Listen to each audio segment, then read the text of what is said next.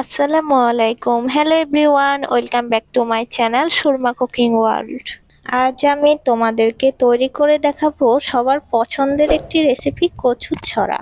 আমরা অনেকে এই কচুর ছড়ার রেসিপি রান্না করতে জানি, কিন্তু আজকের রেসিপিটি মূলত ব্যাচেলার ভাই বোনের জন্য। কচুর ছড়া দিয়ে খুব সহজে অনায়াসে এক প্লেট ভাত খাওয়া যায়, আর খুবই টেস্টি হয় এই তরকারিটি।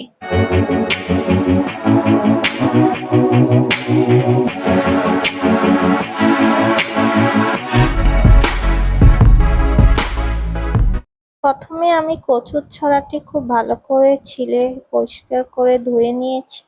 এখানে প্রায় 1 কেজি কচুর ছড়া আমি কেটে নিয়েছি। কচুর ছড়া রান্না করতে আমি 3 পিস পরিমাণ মাছ নিয়েছি। মাছগুলো আমি খুব ভালো করে ধুয়ে পরিষ্কার করে নিয়েছি। এখন আমি 1 চিমটি পরিমাণ লবণ আর 1 চিমটি পরিমাণ হলুদের গুঁড়া দিয়ে ভালো করে মিক্স করে নিব, যাতে করে মাছের ভিতরে হলুদ এবং লবণ খুব ভালো করে ঢুকে যায়। এই জন্য খুব ভালো করে মিক্স করে নিতে হবে। এখন আমি মাছগুলো ভালো করে ভাজার জন্য একটি কড়াই নিয়েছি। কড়াইয়ে সামান্য পরিমাণ তেল দিয়ে দিচ্ছি। তেলটা যখন গরম হয়ে আসবে, প্রতিটা মাছের পিসগুলো এক এক করে দিয়ে দিচ্ছি। মাছগুলো মিডিয়াম হিটে লালচে করে ভেজে নিতে হবে, এপিট ওপিট করে। পর্যায়ে তেল এবং পাতিল খুব ভালো করে গরম করে নেবেন, যাতে মাছগুলো খুব সহজে উল্টানো যায়। হয়ে গেছে আমার মাছ ভাজা, এখন আমি এগুলো নামিয়ে ফেলছি। এখন আমি রান্না করার জন্য একটি কড়াই নিয়ে নিয়েছি। কড়াইয়ে আমি 3 টেবিল চামচ পরিমাণ তেল দিয়ে দিচ্ছি। তেল দেওয়ার পর আমি 3টা পেঁয়াজ কুচি দিয়ে দিচ্ছি। পেঁয়াজটা খুব ভালো করে হালকা ব্রাউন কালার করে ভেজে নিতে হবে। পেঁয়াজ যখন হালকা বাদামি কালার হবে, তখন আমি দিয়ে দিচ্ছি 3 টেবিল চামচ আদা রসুনের পেস্ট। আদা রসুনের পেস্ট দেওয়ার পর খুব ভালো করে নেড়ে চেড়ে নিচ্ছি। এই পর্যায়ে চুলার আঁচটা একদম মিডিয়াম হিটে রাখতে হবে। দিয়ে দিচ্ছি আমি 2 টেবিল চামচ ধনিয়া জিরা পাঁচমিশালি মশলা, আর দিয়ে দিচ্ছি 1 টেবিল চামচ মরিচের গুঁড়া, 1 চামচ দিয়ে দিচ্ছি হলুদের গুঁড়া, প্রায় 1 টেবিল চামচ দিয়েছি লবণ। মশলাগুলা দিয়ে আমি খুব ভালো করে নেড়ে চেড়ে নিব। এ পর্যায়ে চুলার আঁচ কমিয়ে দিতে হবে, না হয় মশলাগুলো পুড়ে যাবে। দিয়ে দিচ্ছি পরিমাণ মতো পানি। পানিটা নেড়ে চেড়ে খুব ভালো করে মশলার সাথে কষিয়ে নিতে হবে, এতে করে মশলার গন্ধ চলে যাবে। এখন ভেজে রাখা মাছগুলো আমি দিয়ে দিচ্ছি। মাছগুলো এই মশলার মধ্যে ভালো করে কষিয়ে নিতে হবে, যাতে মশলাগুলো মাছের ভিতরে খুব ভালো করে ঢুকে যায়। তেল যখন এরকম উপরে ভেসে উঠবে, তখন বুঝে নেবেন আপনি মশলাটা খুব ভালো করে কষানো হয়ে গেছে। এই পর্যায়ে আমি ধুয়ে রাখা কচুর ছড়াগুলো সম্পূর্ণটুকু দিয়ে দিচ্ছি মশলার সাথে। এখন খুব ভালো করে মিক্স করে নিতে হবে। এখন দিয়ে দিচ্ছি 2 টেবিল চামচ টমেটো পেস্ট। এটা আমি টমেটো ভালো করে কুচি করে জাল করে ডিপ ফ্রিজে রেখে দিয়েছিলাম সংরক্ষণ করে।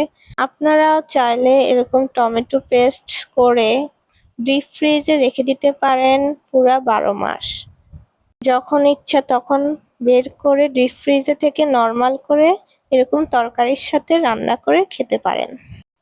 এ পর্যায়ে আমি খুব ভালো করে মশলার সাথে কচুর ছড়াগুলা মিক্স করে নিচ্ছি। এখন আমি সামান্য পরিমাণ হালকা পানি দিয়ে খুব ভালো করে কষিয়ে নিব মশলার সাথে কচুর ছড়াগুলো, যাতে মশলাগুলো ছড়া তরকারির মধ্যে খুব ভালো করে ঢুকে যায়।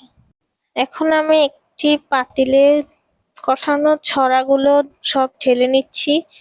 মূলত আমি এই পাতিলে সবটুকু ছড়া তরকারি রান্না করব। এখন ভালো করে নেড়ে ছেড়ে আমি পর্যাপ্ত পরিমাণ পানি দিয়ে দিব।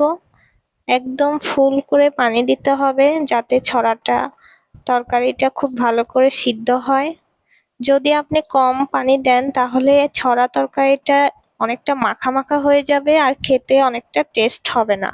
এ পর্যায়ে ফুল পাতিলে পানি দিয়ে ঢাকনা দিয়ে প্রায় 5 মিনিট পর্যন্ত আমি ওয়েট করব। চুলার আঁচটা এই পর্যায়ে হাই হিটে দিয়ে দিতে হবে, যখন ফুটতে শুরু করবে তখন ঢাকনা উল্টিয়ে 5 মিনিট পরে দেখে নিতে হবে এবং খুব ভালো করে নেড়েচেড়ে দিতে হবে। এখন ঢাকনা দিয়ে আমি আবারও 5 মিনিটের জন্য অপেক্ষা করব। 5 মিনিট পরে আবার ফিরে আসছি। দেখতেই পাচ্ছেন বন্ধুরা, অনেকটাই মাখা মাখা হচ্ছে আর দেখতেও অনেক সুন্দর লাগছে। এখন আমি একটু নেড়েচেড়ে আবারও 5 মিনিটের জন্য ঢাকনা দিয়ে রেখে দিয়েছি।